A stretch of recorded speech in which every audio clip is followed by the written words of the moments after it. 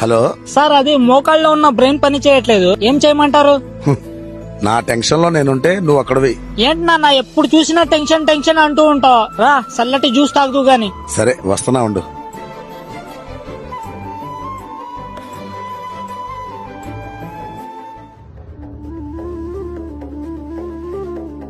ఏంటి నాన్న ఏదో ఆలోచిస్తున్నా? రీసెంట్ గా నా పేషెంట్ ఒకరు డెత్ అయ్యారు. ఏజ్ ఒక 30 ఉండొచ్చు. 2 years గా నేను అతన్ని ట్రీట్ చేస్తున్నాను. ఎలా డెత్ అయ్యారు నాన్న? ఏం ప్రాబ్లం ఉండింది వాళ్ళకి? అన్ఫార్చునేట్లీ బ్లడ్ క్యాన్సర్ తో చనిపోయారు. ఓ, ఇప్పుడు అతని కూతురికి కూడా బ్లడ్ క్యాన్సర్ వచ్చింది. నానా మోస్ట్లీ జెనెటిక్ ఉండొచ్చు కదా? ఉండొచ్చు గాని ఈ డిసీజ్ కి జెనెటిక్ మాత్రమే కారణం కాదు, వేరే ఇంకేదో ఉంది. నానా, పేషెంట్ కాల్ చేసి వాళ్ళ ఇంటి దగ్గరలో హై టెన్షన్ వైర్ ఉందేమో కనుకోనా? High tension Wyra? నువ్వు అడుగు నాన్న ముందు. ఆ.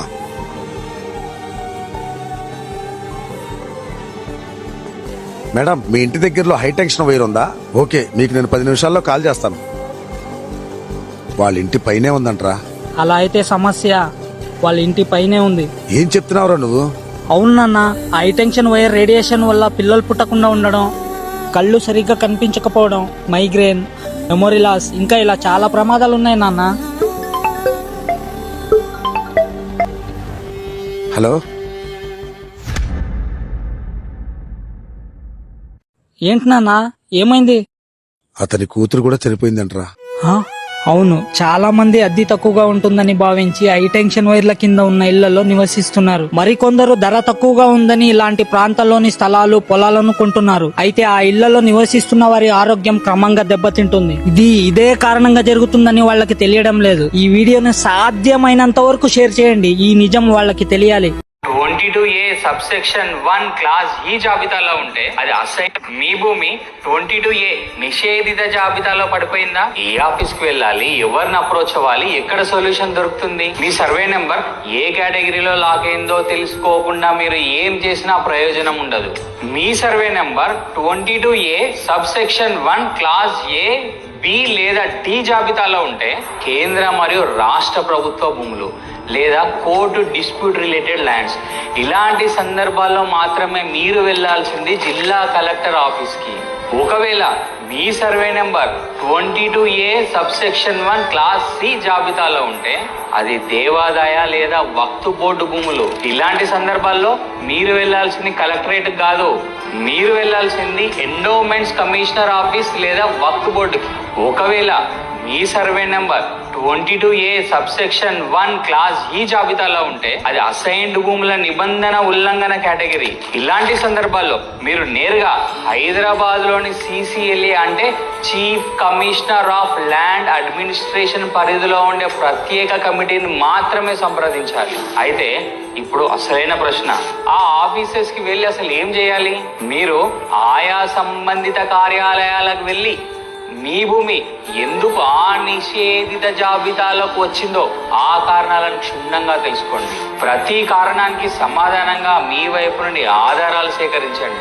ఒకవేళ మీవి ప్యూర్ పట్టా భూములైతే, తెలంగాణ వాళ్ళైతే పాత సెత్వార్ మరియు కాస్రా పహానీలో, ఆంధ్రప్రదేశ్ వాళ్ళైతే రీసెటిల్మెంట్ రిజిస్టర్ కాపీ లాంటి అత్యంత కీలకమైన ఆధారాలు, ఒకవేళ దేవాదాయ వక్తు బోర్డు లేదా CCLA సమస్యలైతే ఆయా సంబంధిత శాఖల నుండి ఎన్ఓసీలు తీసుకోండి. ఈ అస్త్రాలన్నీ చేతికి వచ్చిన తర్వాత మాత్రమే మీ లోకల్ మీ సేవా సెంటర్ కి వెళ్ళి 22A డీ లిస్టింగ్ కి అప్లై చేయండి.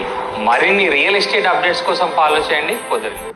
మీ భూమి 22A నిషేధిత జాబితాలో పడిపోయిందా? ఏ ఆఫీస్ కి వెళ్ళాలి, ఎవరిని అప్రోచ్ అవ్వాలి, ఎక్కడ సొల్యూషన్ దొరుకుతుంది? మీ సర్వే నెంబర్ ఏ కేటగిరీలో లాక్ అయిందో తెలుసుకోకుండా మీరు ఏం చేసినా ప్రయోజనం ఉండదు. మీ survey number 22A subsection 1 class A, B లేదా డి జాబితాలో ఉంటే కేంద్ర మరియు రాష్ట్ర ప్రభుత్వ భూములు లేదా కోర్టు డిస్ప్యూట్ రిలేటెడ్ ల్యాండ్స్, ఇలాంటి సందర్భాల్లో మాత్రమే మీరు వెళ్లాల్సింది జిల్లా కలెక్టర్ ఆఫీస్ కి. ఒకవేళ మీ survey number 22A subsection 1 class C జాబితాలో ఉంటే అది దేవాదాయ లేదా వక్ఫ్ బోర్డు భూములు. ఇలాంటి సందర్భాల్లో మీరు వెళ్లాల్సింది కలెక్టరేట్ కాదు, మీరు వెళ్లాల్సింది ఎండోమెంట్స్ కమిషనర్ ఆఫీస్ లేదా వక్ఫ్ బోర్డు. ఒకవేళ మీ survey number 22A subsection 1 class E జాబితాలో ఉంటే అది అసైన్డ్ భూముల నిబంధన ఉల్లంఘన కేటగిరీ.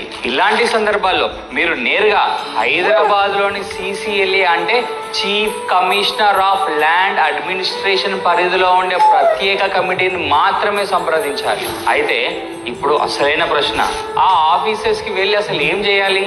మీరు ఆయా సంబంధిత కార్యాలయాలకు వెళ్ళి మీ భూమి ఎందుకు ఆ నిషేధిత జాబితాలోకి వచ్చిందో ఆ కారణాలను క్షుణ్ణంగా తెలుసుకోండి. ప్రతి కారణానికి సమాధానంగా మీ వైపు నుండి ఆధారాలు సేకరించండి.